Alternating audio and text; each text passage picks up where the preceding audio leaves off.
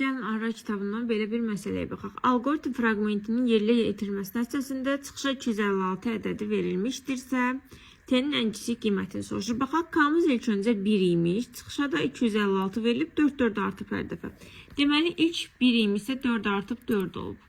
Sonra 16 olub, sonra neçə olacaq? 64 olub, sonra isə 256. Deməli, neçə dəfə dövr eləyib? 4 dəfə dövr eləyib. Gəlin dövrlərin sayını yazın. Birinci dövr, ikinci dövr, üçüncü dövr. Buraya isə dördüncü dövrümüzü yazıram. Baxaq, hər dəfə T-nin üstünə 3 gəlib. T-nin üstünə 3 gəlibsə, birinci dövrdə T üstəgəl 3 olub, ikinci dövrdə T üstəgəl 6 olub, üçüncü dövrdə T üstəgəl 9 olub, növbəti dördüncü dövrdə isə T üstəgəl 12 olub. S-imizə baxaq görək, S-imiz hər dəfə necə olub? S çıxılsın T olub. Yəni 51 imiş, ilk S-imiz çıxılsın T. Üstəgəl 3 bərabərdir. 51 çıxılsın T çıxılsın 3 eləyir bu. Bu da 48 çıxılsın T. Növbəti S-imiz neçə olub? Bu S-imiz imiş. S çıxılsın T idi də. 48 çıxılsın T çıxılsın. T çıx 6 eləyəcək. Hə, ikinci dövrümüzdə. Bu da eləyəcək bərabərdir. Bu neçə eləyir? 42 çıxılsın 2T.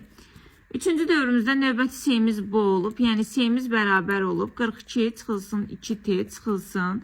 T çıx 9 bərabərdir. Neçə eləyəcək bu? 33 çıxılsın 3T. Hə?